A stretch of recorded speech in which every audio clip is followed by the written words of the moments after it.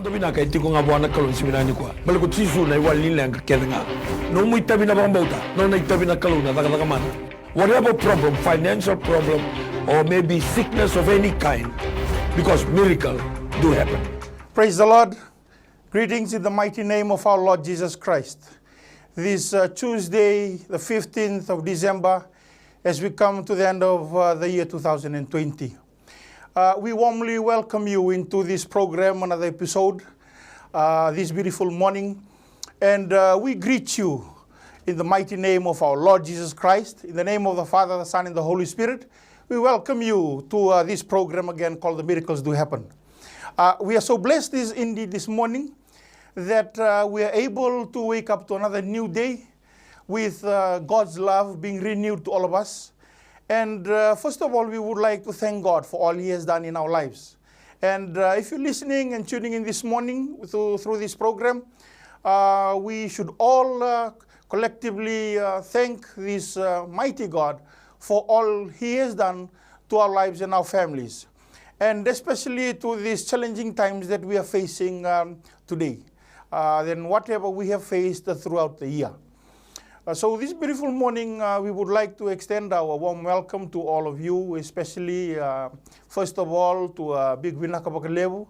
and appreciation to the management of the MaiTV, Mr. Stanley Simpson, and Mrs. Rachel Ivulano, the management of the organization. Also to the General Superintendent of the New Methodist Christian Fellowship, through the joint partnership of this program. And also to the administrators and the studio staff, enabling this program to be successfully aired from Monday to Friday every week.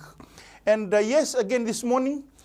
we would like to bring you hope with encouragement that Jesus is the only way to our salvation in this life and also in the life to come. Also, this morning, we will begin with the Bible verse from Isaiah chapter 9, verse 6. The Bible says, a child is born to us, a son is given to us. He will be called the Wonderful Counselor. He will also be the Mighty God. He will also be the Great Counselor, the Mighty God, Everlasting Father, and the Prince of Peace. So this morning, what we would like to share to you this morning before we start our prayer session is, of course, we would like to welcome those of you who are listening in this morning. We greet first the government of the day,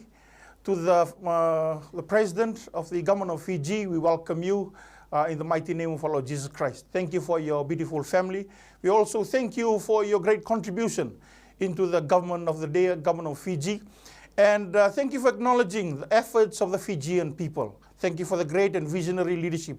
Also to the Honorable Prime Minister and your beautiful family. Thank you for all the hard work. Thank you for all the commitment and sacrifice in running the government, together with the Honorable Attorney General and your beautiful family and your great office in leading Fiji,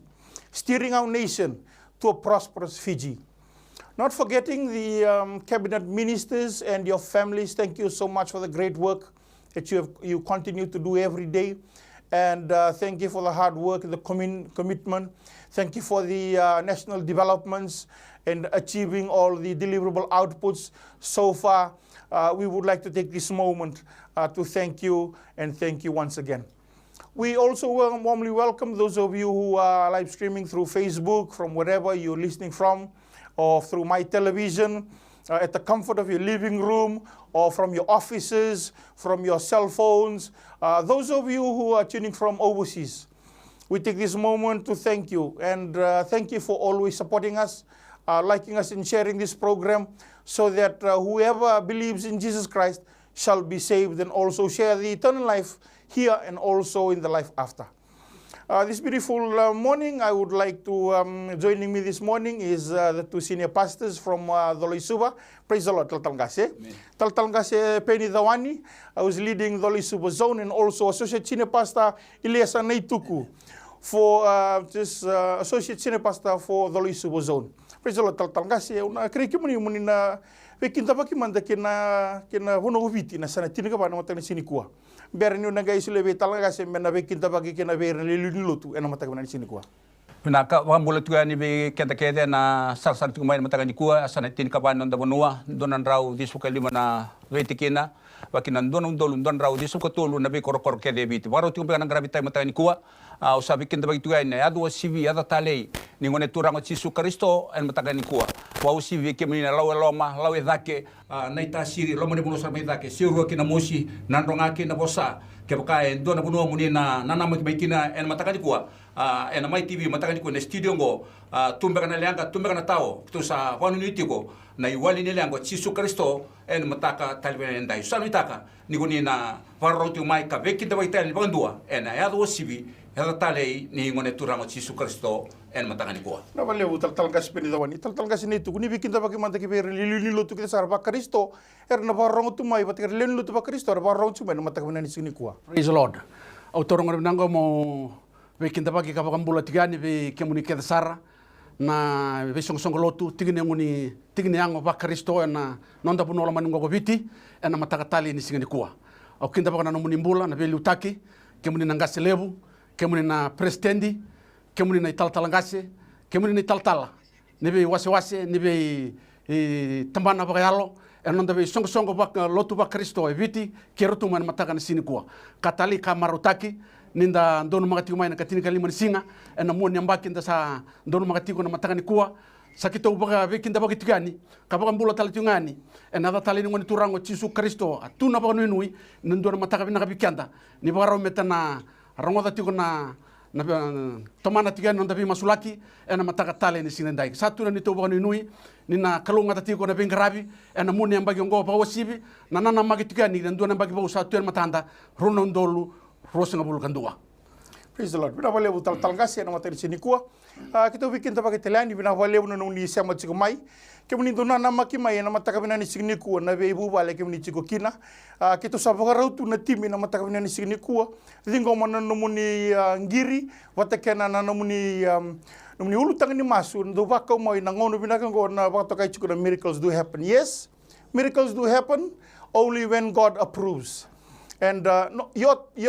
your choice is to decide today. No muy tayo ng dingin donu, nangauni kung dingin donu kina nakalube parautaki. You need to set the platform, and God will provide the provisions this beautiful morning. I extend my warm welcome also to those of you who are non-Fijian speakers, our Muslim brothers and sisters, and Hindu brothers and sisters, and other ethnic groups that you're listening this morning. You may be facing challenges and difficulties this morning. You may be going through a lot of turmoils in your family, your marriage maybe, or your financial difficulties, or through your children's disobedience, or whatever you're struggling this morning. We believe that the answer lies only with Jesus Christ and Jesus Christ alone, who is the author and perfecter of our faith, also of our life, in this life and the next. Pabili ka na matagni signi kuwa, we kemuni kita sara mateni wasi ni be masula kena matagna ni signi kuwa, au na sure tal talangasi chiku na Peni dawani, na masula ka chiku na vonu we kenda na matagna ni signi kuwa, au na masula ka chiku na mateni tu, au na kere tal talangasi Iliesa Naituku, me na masula ka chiku we kenda na lotu ba Kristo. Meron to na tada kitali kito nage wara kana no muningiri wate kena no muni ulutang ni masu na mataka binani signi ko so sure tal talangasi na matani signi ko miliute ki kenda ndo na masu.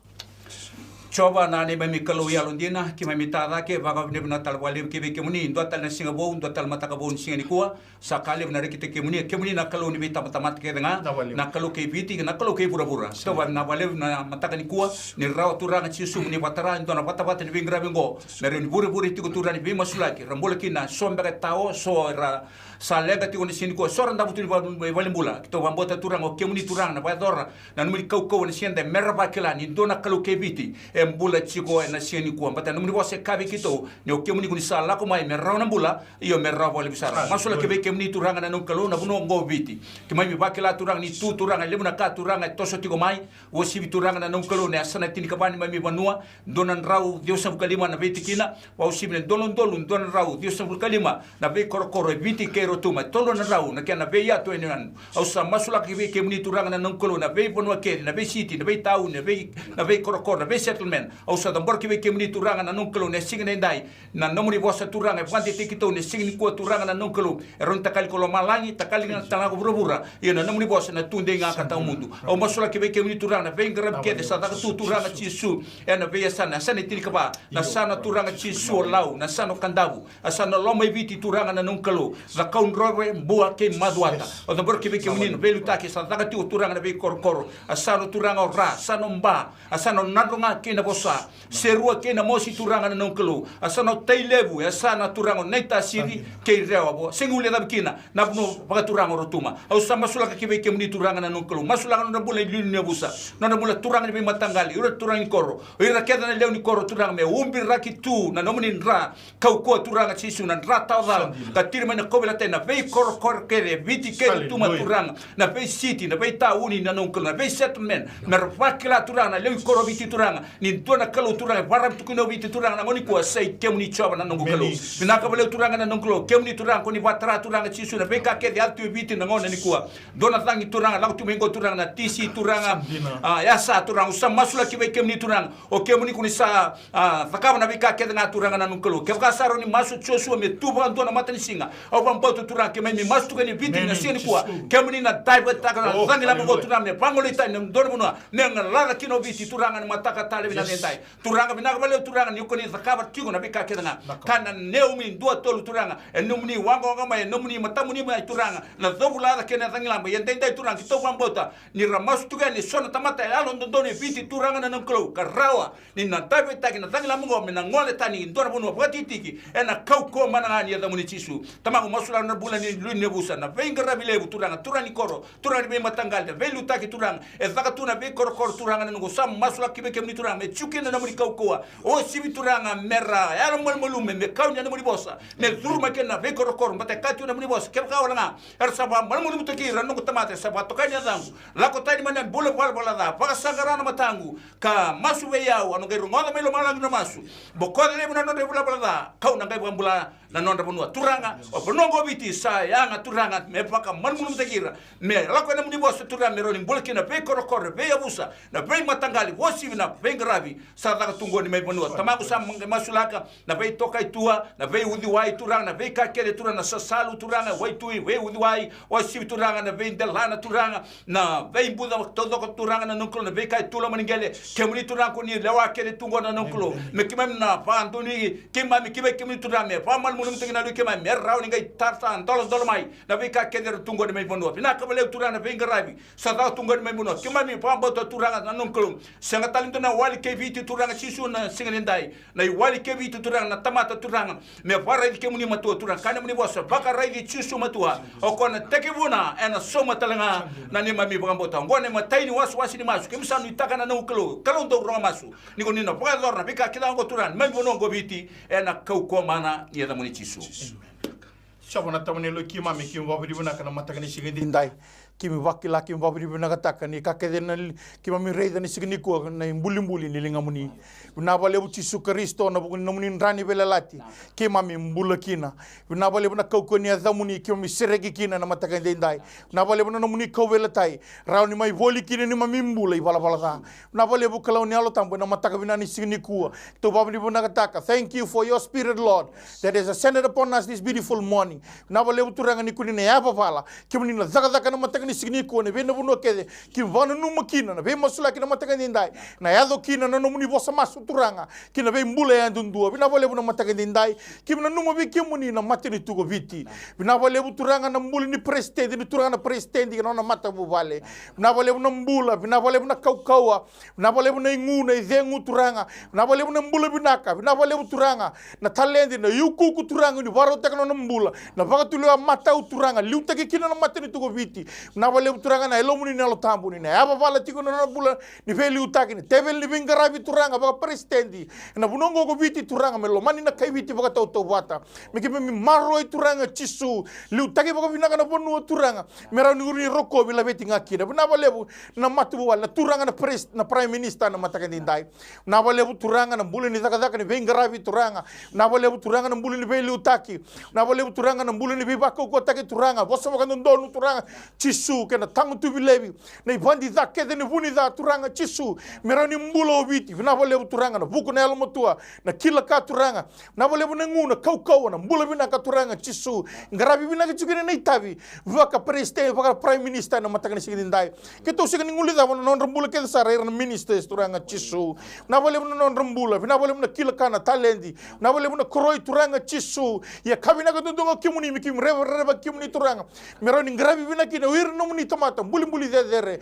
kuni sabati korana hunongo ubiti mikim lomani kina turanga ni sulia na yalo ni loloma ni sulia na yalo ni veli utaki vinaka ni sulia na yalo ni bisoba ndonu ni sulia na yalo ni daga ndonu turanga Chisu mikim lomani baka toto bata na mataka ndindai na vale turanga na vita mana kim sa masula ka gibi kemuni na mataka ndindai na vale turanga irna toni ve sanga members of the opposition turanga non rambula endo do ke sara turanga Chisu na vale na veli utaki vinaka na vale na vuku na kilka kuni vara utanga na kalo na vale na lomuni na tambu sa daga chuku gibi ira turanga Chisu meroni liutaki kina na buno ubiti me laure kina na buno elo lunga turanga Chisu me vaka uko take merao kina nikim vazere kimuni ngakina na kalo na vale turanga na vei tambana ndui e rosoko vulkandu na pamana secretary turanga Chisu na ndui rangarabo tu zolata tu nai buo turanga ni vei ministry stodo kana mataka ndai turanga na ndendre na mbimbi na kana wasai nei lavo lomani boka toto wata contract ke sara turanga Chisu tevel ni bola irna yau ni matini tu turanga Chisu irna lori irna kana vale turanga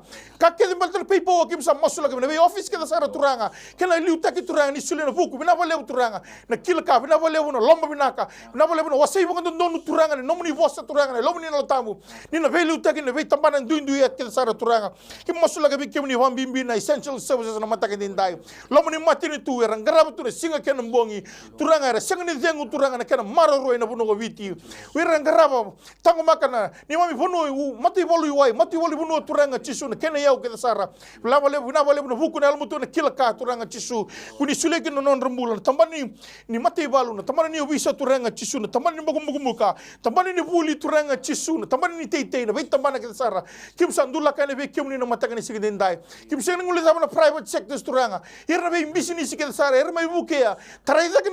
na mbula ni bagai labu ni matini tu turanga Chisu na ndendre bagai labu kim lagu durumu chiku ngongo turanga Chisu na lebu turanga na mataka ndai ni kim ni bagai doka kima mikila ni wali ni lenga ngo turanga Chisu tunga ve kimuni ni kakede na buru go kimuni zakaba na mbuli ni kakede go kimuni zakaba na memkalo kim babu ni bunaka ni kebakana no muni bosi ke kimami sai koyengo kim sadinga mo babu ni bunaka turanga na lebu ni sulu kim na lokomi ngarabi kimuni bago ndonu turanga zakaba bago ndonu lomuni matini tu turanga Chisu muni mbulu muni rokobi ngakina na kalo na mataka binani signi kuwa ngosa ni to masu babu ni bunaka na sengana tani eda muni nga Chisu ni mami turanga kai bombula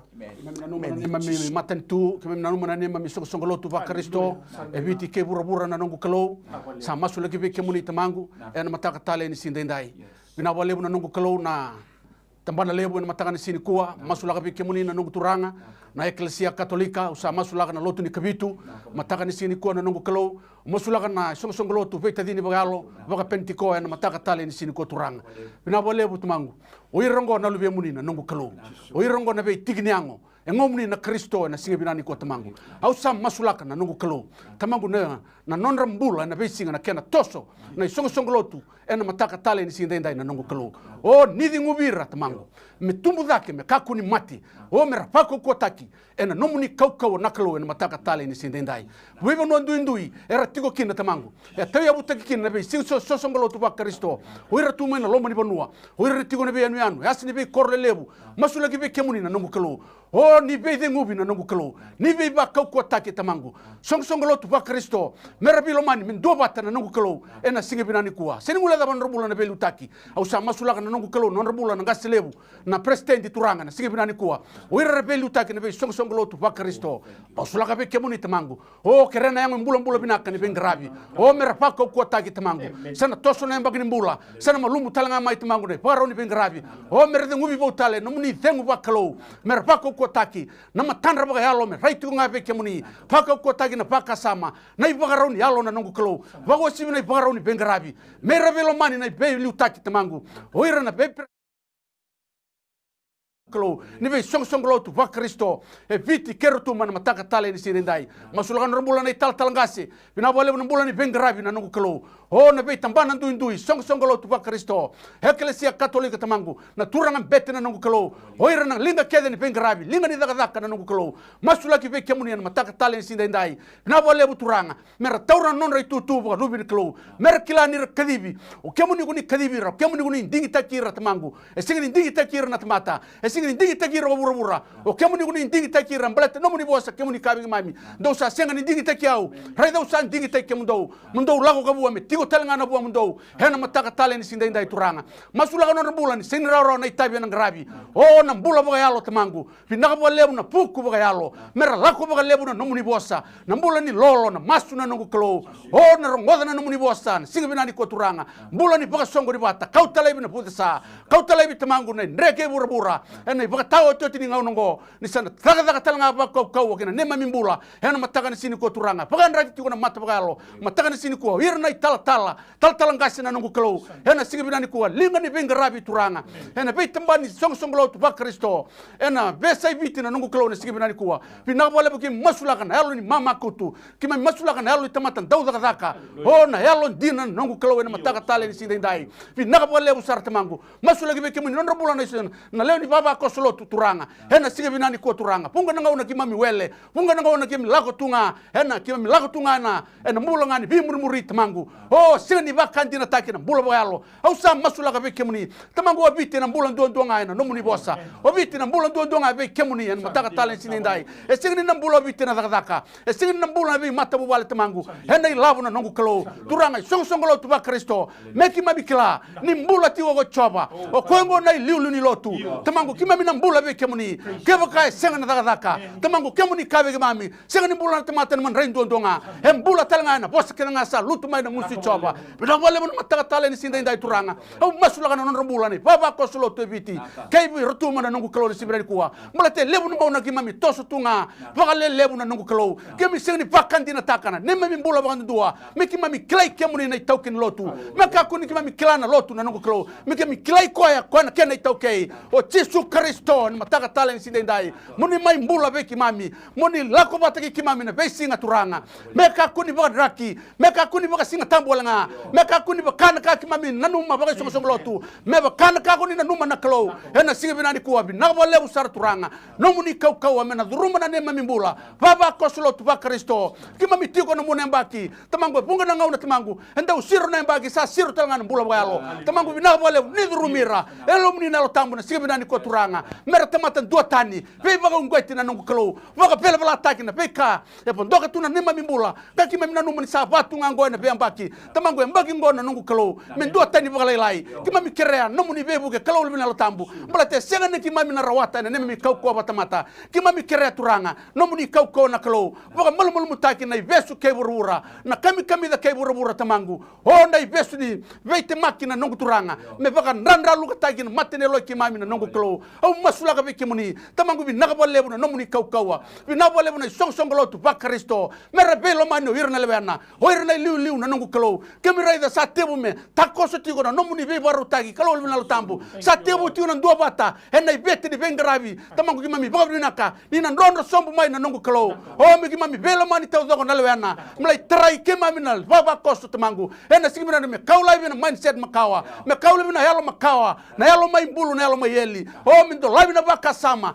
sama bau na baka sama pakalo o na isulu bau bigem darmaka o na tamata bau tamangu kuni pina kata o vite na mbulu ndondo ngabe kimuni ndre lagu durumi tu na nongu kalo kamuni ndondo ngoni rawata seni ndo tale na rugun mata singo rawata tamaki mami ena sigi binani ko tamangu mau sulaka veke muni o bi na bole usar tamangu mbula baga yalo mbula ni basangrana no muni kau ko na klo meki mami la wena no muni mata ni tu turanga ena mataka tale ni sinenda eu sa mas turanga ni bi baga ungeti ni bi baga ena bi baga nrati na nongu klo kau tale bina mo dena wele baga yango na nongu turanga o ne sigi binani kuwa tamangu baga ndandra lu kutaka na bi kana daga makina na teboro ena sigi binani denda mbula baga yalo mi raito gena mataki mami ena lagu ngo tamangu mbula tiki mami na dhaba seni ndua kabi kama ne bola tambu seni mami korra keme kama tiu bondo kina ndua nga kem saba sangrati ko o ko ni sakawa tivirto ni tu sepeli do wawati ko sala mo lay baro takan dor tikena mundo raida una le sutala mai ko na kauti mundo lay tiu talanga na bunoya me ki mami focus e kiana tamata lotu na ngu kalo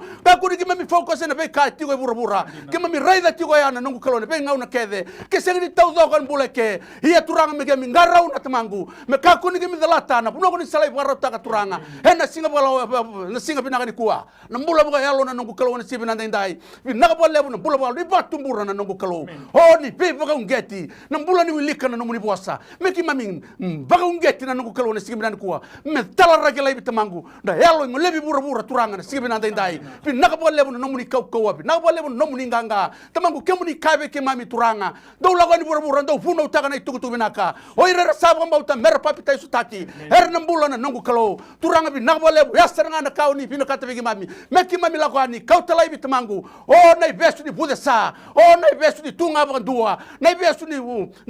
wa tunga bangu be bagara utaki bwana kakenga ena sigi binani ko turanga ne mami tabi ke mlakwani meki mami yaba lakwani linga ndondo yani ngusu bosa yani na nungu kalau membula ko biti membula na kenda kau itokei membula na ndui kai ya samba pebu ke taka tuna mbula ni maten tuongo na nungu kalau helo ni belo mani helo ni ndo bata turanga ena sigi binani ko tumangu kimami tigine ngomu ni na kalau me kuni be kimami na nomu ni balabala me kuni be kimami na nomu ni lelo muni na helo tambu me kau lai tumangu na helo makawa helo ni teboro na helo ni tamata makawa na nungu kalau helo ni tamata tumai bana plomani bi kau turanga tumai bana bunua masimo na nungu kalau me kau lai bi me soli bi kimami o na helo ni tamata rarama mbula to kemu ni sa kau ti bi kimami kemu ndo na masimo ke burubura o kemu ndo na thina ke burubura ena sengan raunduan tutubagi na thina ngale biun rugun bat bagaron sila tamangu no isa kadibi kemami meki mami masima gemi tuituina o meki mami thina tiko meki mami wanga yani na nungu kalau kau talebu na rere kau talebu na tangana reriko solia na elo ni ndau na nungu kalau vei songo lo tuba Kristo o me talabe na nema mimbula ni pasangara kemuni tamangu kemuni nanga isu tapa hena watina rabua hena watina langa mai vale hena watina kakenga eki mami pasangara sama bebe sugi tu na singa birani kuwa ni uni sabeli utagi na kalau pina bole usar turanga na mataka tale sindai kimami bole bina kataka bole no muni tigo na kalau na bole bo piti na mbula ndo ngabe kemuni iyo turanga me kako wala ngani kimami tukuna wala nga baba ko solo tuba Kristo vita dini bgalo me mbula taka mbula to kemuni uni kabe kimami etigo na nema mitabi esendra wala ngani kimami bina katana binaka endon me kemami kaba endon ka endon me todo kaba endon ding na turanga ena sigi bina ndai na nungu kalau pina bole bo kimami tigo matigo na muni be barutaki ena yawo ni masongo na nungu kalau bless taka na matai lutanga na karoni lutanga ngone ka tol lutanga na nungu kalau o me pagaro ta ndondo kina na damuni kita uzuba masu na dai chisu ndondo ngana ni mami turanga chisu na ne mami bagambula. Amen. We greet you again and welcome you to this beautiful program. The miracles do happen. We are so grateful for following our program this beautiful morning for this 1 hour from 11 to 12. Kima bimna tanam ni mbula yandundua ni rawani kimami rawani mbula wadi kimni chuka ni na masu ena mataka binani sigini kuwa bimna tanam ni mbula ke sara kim saboro la ko duru ngona karoni waswasi di masulaki kima bimna taki kemuni ni kuni sema chuma ina mataka binani sigini kuwa kema kai tuna ulu tangani masu kemuni bakila ni bina kata muni text takamai na number ni telefoni satu ngori na screen na kemuni bengiri sarmai satu barau na timi me na thingo mi kemuni na mataka binani sigini dai kaya na ndauni same na kena wase tigine walu na wase walu tigine tolu pangona kena babalangi. When I consider the heavens, the works of your fingers, when I see the moon and the stars that you have ordained, why is man that you always remember, and the Son of Man that you always be mindful of? We are created by the just be lower than the angels, and this beautiful morning, and God has created us with His honor and His glory. Ken ban bala materi sini ko nabiyo kani ken daru daru materi sini ko ken daru buli dere se dabo na ndendre ko la ko duru muchiko ekila na klo se dabo na ulu no ko la ko duru muchiko ekila ba bina na klo sana ngauna na kai tukuna na bata kla to luru sanga bulu ka uchi sure do satu na materi ka tu ba tuki ko sa rongo na do mogu to la na ka tu ba no durwa pakai kai batike koya ena pakai capital nga batike ko koya ndere re sombe na ulu no ken daru la ko duru muchiko Pakatarachi kuna kalo na matakani sini kuwa merawa kini ni totolo na nondaru yalu matua mera nondaru bangare Kristo mbaleta no koe na iwali ke dangani nondaru lenga nondaru itabi nga na bambauta na matakani sini ko pakati kuna Paula. It is through God's grace that we are saved through His faith. Matakani sini kuwa ni lolo mo lenga tato sa pang bulay kina o iku patike yaw na vuku ni vagambauta wale ngana vagambauta na ngani turanga Yesu Kristo sa nindo me to kai kina na vuku na taka soli wale ngani kilo na mataka binani sini ko na kangu ke kai ko kilai ko la ko thuru mo chiko na ndende na mataka binani sini ko na no muitabi zaka ba ndona ndigin na mataka sini ko zaka ba ndona masuni be butuni zaka ba kai ko sin ringir me na mataka sini ko tarana screen na mataka sini ko ngai ndambe na vagambauta na vagambauta wala ngai ko na bulakina na mataka binani sini ko kinto sa ngaro lago duru masar na karoni waswasi ni masulaki na matani sini kuwa chikungo patike kenta via tolu sanga bulu bagada na ulutanga ni masu na watarana kalau gitu na lago duru mata udoko ke kai senga kita na lago duru mga vida na bata uchunga kina dona yawa na mataka binani sini ko praise the lord taltangase matani sini ko na kremo ni masulaka matana matani no ulutanga na mbulani alibereti tobi kata chiko tolo tala chunga na nona ide kono matekni sini ko kere mani masula ka madana ulutanga tamago sa masula kana boleni alibereti mateni text ela ko mai turanga matani nai tu turanga na wana nan turang chi su oti bana ka ko mata oti bana ko ba bunwai ya ona bunenda tu kini singi ko turanga yo kemni turanga kalo ni sa bola kana be sana kana au sa masula ka turanga na nungklo e ko na kata o tovi alibereti ti ko matani dai bito no nambula la ko tani wati ti tai na ko mana ni da mi chi su tamago na nungklo bina ka bolena pe pambulai me fakila na mi tamata matane ndai na tapu chukina turanga ni ko ni durani na muni lo tamu tra turana ngon vale ni kalu ya turanga me kautani kede kena kata vambulenga na kau komana ni damu chisu turanga bina ka bale na mata bu bale veka kede ngande to samasu na kau komana ni damu ni turanga kemuni na be baru taki oti mo ton temate sini ku ampleto kemuni ni salomai me rawana bula io me rawa bale besara na bale na rongo masu mutanga ni kuwa na be bambulai to ge masu ka pa be naka komuni chisu ni to turanga kani to bambula amen tani sini kuwa I talangkase Naituku karone no tolu tanga na bimusulagi na matagni sini kuwa nambule na ipetero ko bakila chiku na vesu ke na bosa mini sombe kana kes sombe kana dhundu la kudhuru chiku no nambula bakila chiku bakani manifest chiku biko na matagni sini kuwa muri ko chiku sono bosi ni dhuru ni masulaka madana ulu tanga go na matagni sini kuwa turanga bina wale na matagni kuwa na ulu tanga kautu mai masulaka na nambula na nunguni tamata na mbula ni petro na buguni bika la koduru matiko na mbula usama suna nungu kaloni okemuni kuni raida na bika ke sara muni bosa kemuni kabe kimami na samen don rau tinga tolso luga diwa choba kemuni sakile yau kemuni sandike biau kemuni sakila nungu tiko sombu na nungu tudake tamango kemuni kila na mbula ni petro na mataka tale ni sinendai usama sula na mbula tamango na bika la koduruma nanu matiko ko turanga ni sona kae sasanga taka sini rawa tiko na nungu kalau seno tatao tamango somber na vesu tiko turanga somber na kasa na rongoda botu tiko endalingana ye usam masu na nungu kalau au sa rebuke taka taudoka na kau mana ne da muni tisu bina wali na mbula ni kawai tagi kemuni na mbula ni bagam bauti kemuni na nungu kalau na mataka talen sinde ndai kemuni singa bagondo ni bagawele le taka turanga kemuni na kauta laibi mla te ira lago mai bi kemuni na nungu kalau baka sangara na mbula kemuni na sutabira na mataka talen sinde ndai au sa pauta na taka ni butu au sa talra laibi mangu na posta mini ni tamata o na sangada mai pura turanga baka piwa kani baka pu vale na nungu kalau tamangu ka baka tata otu ni vei kai na sanga takati go o petero na mataka tale ni sinde ndai turanga au sandolapa na mata ni katumba turanga na ko mana ni adamu ni tisu mena so taba ko petero na mataka tale ni sinde ndai na nomuni be pa kalau bina kataki mala to kemuni nei bure ni pe kabi naka kedenga o kemuni kuni rawata na kake sara turanga mataka ni sini ko turanga na di ngoma ko petero tamangu o ndo tale na mataka bo ndo tale na lawa bo nungu kalau mbalate nuguni samai velu tagi na kalau o kemuni sa liu o kemuni sana mu o kemuni sana tu na sababa ni nona mbula na nungu turanga mena paka din takakina ni o kemuni na kalau yalondina kemuni senga paka ndo ni kuni beauty kimami kemi luveni ali bina bole na mataka tale sinde ndai wala sumi nomuni la langi kene dere tisu na ibambula amen dona ulutanga chikungo talangkase dawani kira chikume masula kina nona application pena microfinance be baka ndurim business chikume na turanga sena maramongo au kere moni na masula kamanda na ulutang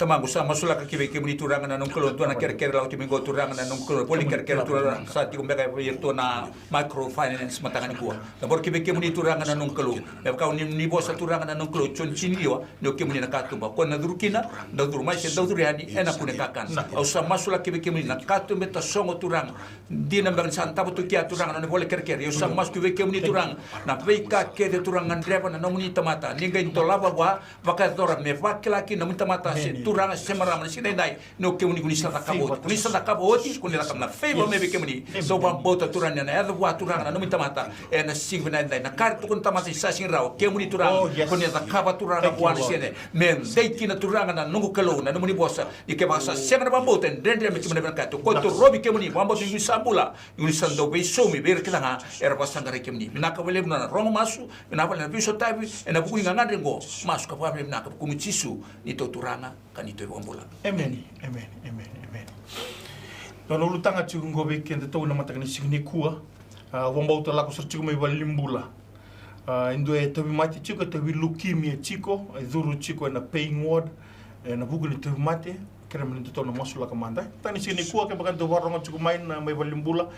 Donu e chiko na program ngwa ni miracles do happen. Na matakuna ni signi ko digo manambula digo mana signi masu se te mate da ko la ko duru machiko iko ndabu chiko ndabu te mate walimbula siko ndabu chiko ni vale iko la betana linga mun dola bana mate ni lomu surata ngoni turanga uchi su Kristo non rani bela lati na sawata non darumbula isa sawati kendaru Kristo kendaru sawati bagai ndina mate ni sino todo sum tana mas chawani mami klo na vale bana mate ka dindai to bui masula kilo mate ka dindai kito bana nanu sarga na peyung wor turanga chisu na walimbula una da wanda uchi ko mekina walimbula Suva, sena walimbula lebe sei witi da banga turanga beira randa buchi ko na buguni tok mata na mata kisini da indu eta leukemia chiko turanga kimuni kila buga binaka sana visi tong beka na mbaki turanga na mata kisini dai kimuni kila turanga na ndende ni to mati ngo turanga chisu kito masula kana mata kisini dai turanga ni o kimuni na baisu tabi turanga kito sa sureta na muni ndrani bela la chisu Kristo no muni ndra turanga tirime na kawela taina buku ni mami tamati wala wala na isaba ni mami wala wala turanga chisu na inguni ni mami tobi mate turanga chisu na buku ni mami mate na kawela taina kito sa dingo mo na mata kisini dai kito sa vakau ta gina buno ndabu chiko kina turanga endo leukemia mbeka endo cancer mbeka endo matini uto turanga chisu endo tumbuni ndra endo matini kuli endo matini mona turanga chisu endo matini lewase mate da banga ndami chiko mata kisini dai ka warongo chiko mata kisini dai ka bombauta chiko ndami chiko na bombauta na nana maki wawa chiko mata kisini dai turanga yalo binaka na rabo mo pedile amani takosa tu na mata kisini dai turanga chisu kina numuni uku kutale kina nona ni ndabu ni tobi mate turanga na mata kisini dai sa sanga ni raombe ka ni rawo chiko na puni wai turanga sa sanga ni rawo chiko na wai ni mate ba witi si wai ni mate ba walangi ena mata kisini dai turanga chisu na numuni wai ni mate free na mata kisini dai turanga chisu e sanga ni so mi turanga e sanga ni anga kina private doctor turanga chisu kito sa dingo mo na mata kisini dai sa sobra ka ni turanga ena bagana nu ena mo so mata kisini dai ena vivo mbulai bi iranga ra bombauti ke mo ni turanga ena mata ka na sini ko kito bombauti na kauko no ni tu de ka tala mena mate ena daga ya bir leukemia bir tobi mate se tabanga turanga ye randambe na bombauti na mata kisini dai ra bena ka tala mbula erna mbula baga indina kosa kan ni to masu masini ba nu na ni chisu ni to turanga kai bombula amen talanga se Iliesa dona ulutanga chiko moni masula kama tara mbule ni mika ko e tawi mbochi ko na matakani sigani kuwa e mbochi ko na tambana umbo te ni mosi kenda klabu na matini mbo ni masula kama tara ulutanga na matakani sigani kuwa coba na mika lo sama masula kana mbula ni mika na matangani sini ko turanga na buguni mate buzi na mbo tarati ko na tambana na nongo kalo na matangani sini kuwa turanga bi na bwale no muni kau na kalo kito tangi na matakatale ni sinda indai turanga kito sa sereka pakatale ngakina kina mbula ni mika na matakatale ni sinda indai mani burandelana kina getting nevana mena duruma na nona mbula na no muni tamata na nongo kalo no muni kau baga yalo turanga o mena kau laibi ni kalira laibi tamangu ni baru salaibi na nongo kalo o na manu lalai ni mbon mate pude na nongo turanga ena nona mbula na turango na matakatale ni sinda kuwa ena kau mana ni athai chisu na ni mami turanga pina bole na no muni pipa mbulai pina bole na no muni besere ki turanga manu ni mbo parongo ni athai chisu ausa ko mantagi ko mbiuta na mbula ni mika lako tani kina bonua sabo taiti ko minomu ena matakatale ni sinda indai na mbula ni mika sa boli wote na ratale mai kalwari o pina bole ningai humbiraka na nona mbula na turanga ngo turanga ena no muni nra na nongo kalo o me kakwa tali ndona mate bude vawo sibi na mbo me trai ko tale mbalatana no muni bosa na kalo tamango na tunde tunga ka tamundu ena matakatale ni sinda pina bole na mbula ni bambauta kitodi ngoma na mbula ena kauko mana ni adhabu ni chisu na ni turanga chisu na ni to bambula haleluya alanga se Cawani na ka vitu ni nondo to ulutanga na matakani sini kuwa na mbule ni ifiremi karamoni na masula kamata na matakani sini kuwa ifiremi budi chukuna bana rere lenga chukuna na uto se budi chukuna bana bugini tabuki beka na vidala chimbaka ni siama ni sui ona kere mo ni mosola ka madana ulutanga gona mata ni sini ko Tamangu sa masula kana MaiTV ta turang mataka ni kuwa au kila turang na nongkulo ni laki budi ko ne abana le wabuti umba turang na nongkulo yang kete umba kono na uto no na hivi se ngata ngata elo mo sa masu na kau ko mana ni dam chisu tamangu na ngata ngata kuni lewa ke muni pesa uta kana beka kel turang na bugun to ngani bos ni kilo ya na pali ni kilo sa mas ke ke mun ni tara pa bo uta kana na mbula sule wa ndona ya pa bo iko na bude usaba rutiko na kau ko mana ni de chisu biuta no na mbula ene sine de turang ni kuanga mena lako kina o tevi ta turanga chisu na en sivina dendai me oti bukan na bude bula binaka na muni tamata taka sa tuan tu matana no banana no bakasam ke muni turang kuni rawata kere muni bambule ko en sine dai lebu tali maka turanga na nongklo pakati tevi tan sien kuwa sor taratu men screen sor ntabu tu ni tamu ta bula so sa kasa sing ni rawa so sa ya turanga na bakanda so sa ya na bunuai ke muni ngakuni sa bolle ka turanga sien dai usam masu en kau ko mana ni da muni chisu mero so tabi kede bula kede na kau ko mana ni da muni chisu binaka pale na beba bula isa ya do ni sien kuwa masu ka babe binaka komuni chisu na ni to turanga ka ni to bombola amen kimno tatangasi na kawal no to ulutanga na mata kuna ni sini kuwa na mbule ni tomasi mavoti kona evana ina sana mawi au kreme de tu na tu soma da tu masula kana ulutanga chawana tamane le kimami na wale buna mbula tomasi na buna da vai chiku kina ve sai witi sene ve sai buru turanga kasanta bena dam ni bombo tena mata ni sini kuwa kina no muni kawela tai ina ve bombula ina na da muni chisu tu kina na mbula na wale buna mata ngendai yo ke muni chobo rafa na kaloni ve bombula you are the great healer father thank you so much kio mithingo mo mbula na mata ni sini kuwa we stand on his behalf na mbula ni tomasi na mata ni sini kuwa mavoti kuna sana mawi turanga chisu ndo bega ngoni sala ke muni bosa kina na mbula ni tomasi turanga na sana mawi na hugu no na vio kani turanga chisu nyalo bina ka turanga ni ke muni sega ni boka kana no muni taka mana no muni viva ko kota ki turanga chisu no muni ndo bosa kan dusi ki mami turanga kuni ndo baka taka ngoi ki mami na kanga ke muni mbule muni bosa kina ve ki mami turanga na wale turanga na mbula ni tomasi turanga mata ni sikini ndai nyalo bina ka ni boka to tolo taka na kena mavo turanga ni se mata tale na leo ni vidiku na sui turanga chisu na buno mavo turanga chisu bina wale na mosi ni kuni na tra turanga ni kuni na kautele bina mosi na mata ni ndai turanga ni kuni ni kalo sega ni ndona ka dendre ve ke muni turanga ke muni bina katanga na kai va maruti ke muni ni mami vombo ti ke muni turanga chisu ni sega ni vombo ti ke muni san dendre sara muni bina kati ke muni na kalo na wale na mata ni ndai na wale na mbule ni tomasi lingo mo na mbule na mata ni ndai na koko mana ni chisu e to turanga kai va mbula dina tontonga amen tal ngase Iliesa tu lingo mo na dona gira mata ni sini ko Iliesa Andrewnaka praise the Lord ni Andrewnaka halo iyo ni Andrewnaka mai ni boso mai oremo masulai sandonu mai ni boso mai dake dio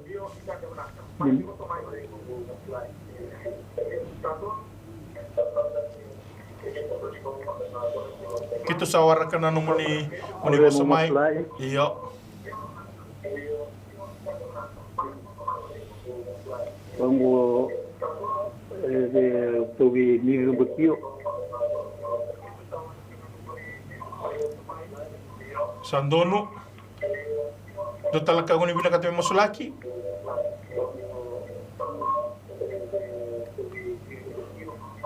ore tronga de mo molma rambo sinila rawa patronga na mas tinsuka tubundra rubeti re ina no miri masma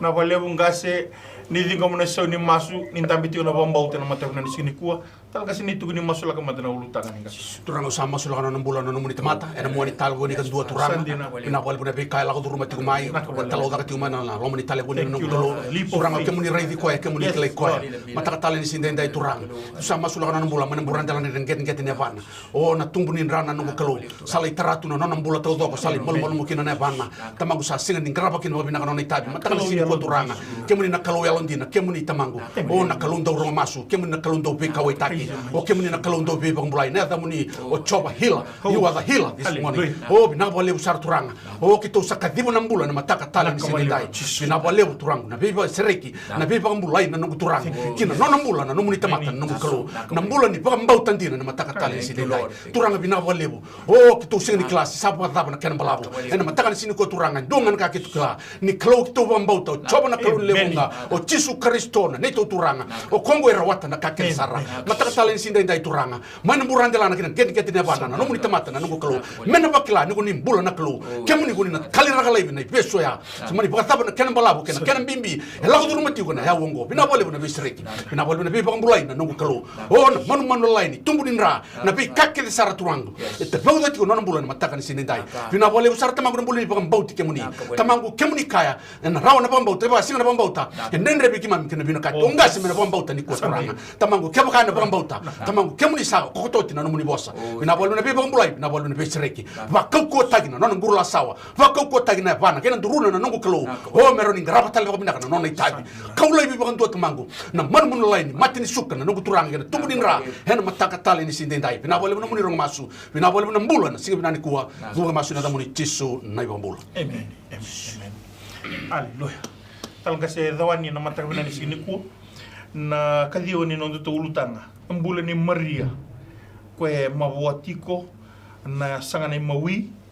hombau te towi leukemia tale chunga o kere muni na masula kamada na mbula ni Maria na mataka bina ni kuwa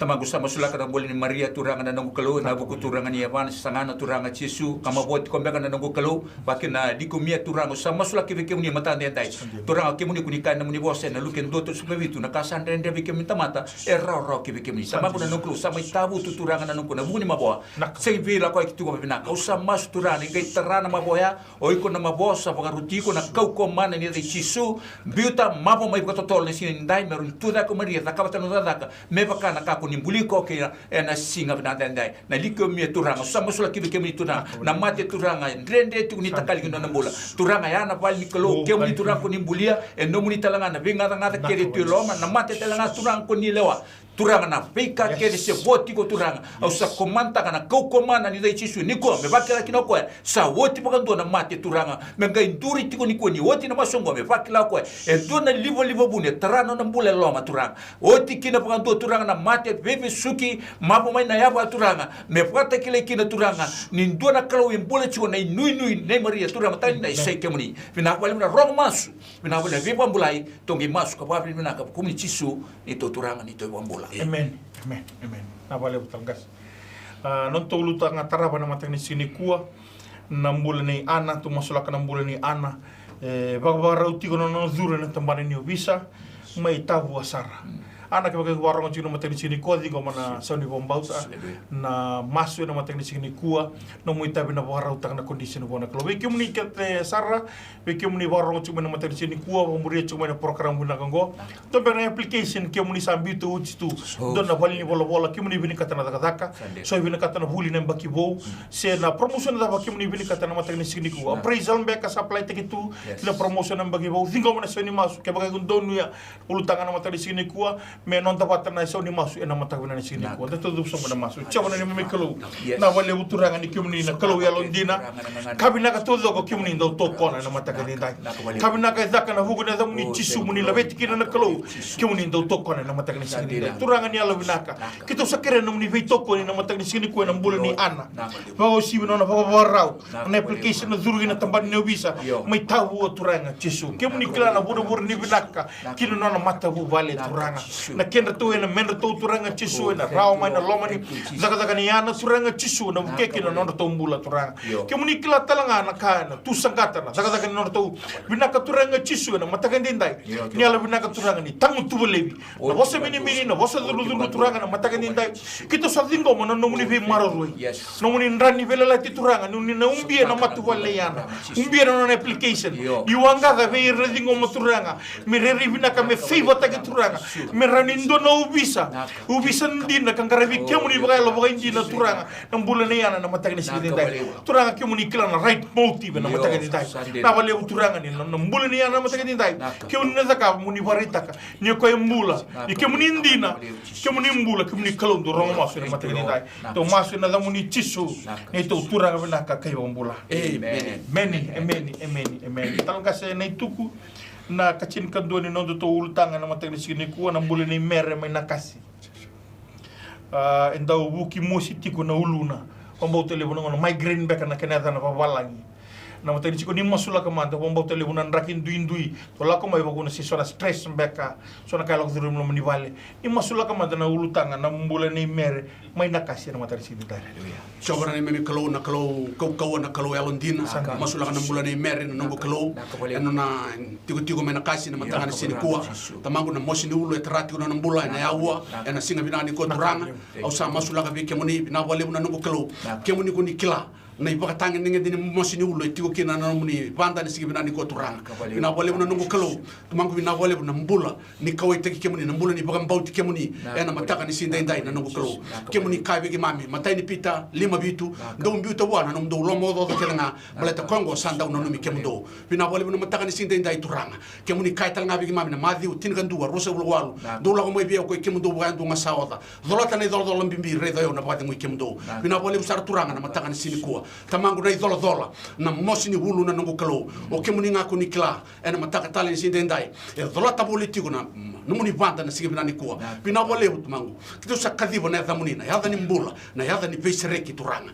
ni kuna sereka na nona mbula na numuni banda mane besu ni mosi ni ulu na sigibina ni ko turanga pina bole na nongo kalo o na pesereki na beba mbula ina mataka tali ni sinde dai pina bole na be ka ke sara turanga ena baka na mutaka kana rondi baka buna na mosi ni ulu na nongo kalo na mbula lomo do taka na kani buruburongo tamangu sigibina ni ko kemu na takoso kemu na suliwa tamangu o na yalon dina kemu na suliwa tamangu o na yalo matua na mbula ni bakasangara kemuni na nongo kalo mbula to kemuni kuni rawata na beka ke sar ke mami bakasangara bole ruguni matan singa bina bolu na besereki bina bolu na mbula binaka mena sereki bakandu mana kau ni mosini ulu ela ko duruma tigo mere ena singa bina ni ko ngosa na ni to masu bali sumeno muni lang kene dere tisu na ibambula amen hallelujah Multini watching I get to China Miniti. For those of you who are non-Fijian speakers, this beautiful morning, we have only 10 minutes this morning for our prayer sessions. If you are facing troubles and you are not Christian, we invite you this beautiful morning to unite with us in having faith that Jesus Christ will heal us all in whatever problems that we are going through. With Jesus Christ, everything is free. You may be struggling, you may be going to the private doctors, and you're facing struggles this beautiful morning. What we are offering this morning is Jesus Christ and His blood. Through His name, all your struggles, all your worries, whatever mountains you're facing, will all go away, and you'll be successful, you and your family. Patali sini kuwa, kita tu na toma na tali chikuno na tubi mosola kina vede na tulutanga ni sabonga itine minichi, talangasi dawani na matali sini kuwa, nambule ni niumaya.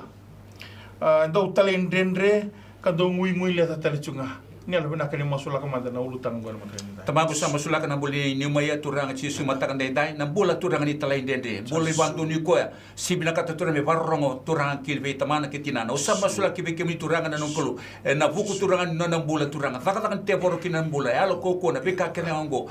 Kuna me kina talai dende. O sib turanga ci su na nongkolo. Do yal tal turanga na nongkolo na na vakasam na kana na lem ngon. Turanga na nongkolo ni gebe su takana bola ya bata na yalo ya nomuni. O sa mos kibe kemi turanga no klo pabuta kana baka sama merro turani kuni ntambe pakatara kina mateni lon mekele kemuni o sivi turanga me ndawili kana na muni vosa merro ni kila na masu merro ni ngandrebe kemuni turanga na nonko ni truwa ni peso taka na mbula ya bataya na paliklo tamago na nonko me pakela ni mo turanga siendai na teksi la tu mengo turanga la tu me bitamana kitinan ronga ndrebe tu me peso na ngonengo au samas kibe kemuni turanga sindu na kandrende kibe kemuni na yalo ya na yango na muni turanga to sabambota na masu ena singeni ko na sinkila tiombe ko ya yo kemuni turanga kuni satakabo tina dava go turanga dava mana ni vese reki pa mal bulu tamatini lona melesu kapar rongo kina mbule mato bala ngoni to masu kibe kemuni masu ni babi naka po komu chisu ni to turanga kanito ibambula amen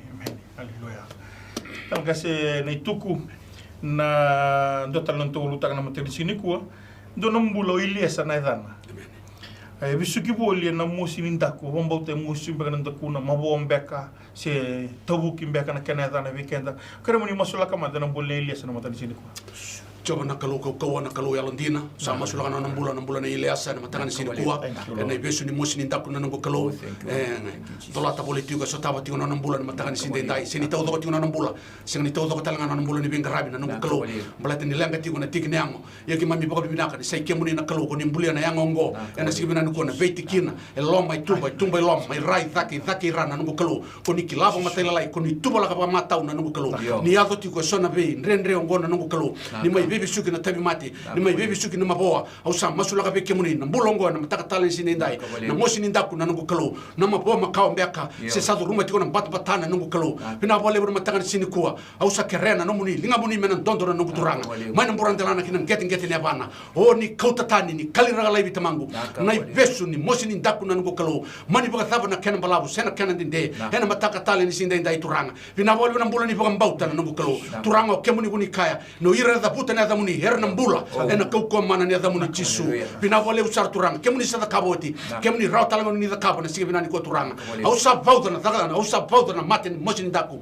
me mbuta na mbula na Iliesa na mataka talen sini ndai o au sa kadhibu na mbula binaka au sa sereka kina na mbula na nango kalau na mapo makao ka babur tinga mai na mosi na turanga kemuna sule talento na tigni yango bo o mena kunena na bogademu na nomuni tamata mbala tini so tabi kemuni na puni bogademu na wale ni lenga ena mataka tale ni sini ndai bina wale na beba mbulai bina wale na besereki bina wale mena bondi ndin ta Iliesa mena la veti talanga kino na mbula ni bogambauta meka kuni bogatara meka kuni da kabo wale ngambe raw mebe boka donga na kene boka raw tamangu dingi mengiri wale ngamai me boka tobole mbeka turanga se mane se boka daba ne boka roni matinelo na matansin kuwa mekila ni kadi bandonu ningirita ndone ndona number telefoni ko sengi so se mode ndona ngauna en mataka tale ni sini dai na bole no bandi tiktal ngakina la viti tiktal ngakina non bole ni bambauta ni kuni sena takoso na rabo bo mi padile ama kina non bula en mataka tale ni sini dai na bole na bi sreki na bi bambulai chisu na bambula amen